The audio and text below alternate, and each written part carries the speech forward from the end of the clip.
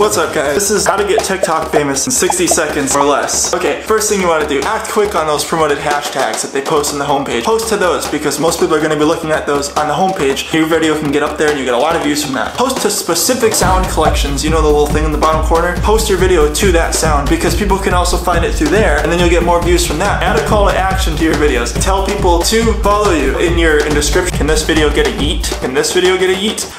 On to the next one. End your videos with a bang. Like you want them to end like, boom, you know, this cheese thing. Throw a slice of cheese out a window. That's out of nowhere. Pick up your dog. Pour some hot sauce on your dog. Don't do that.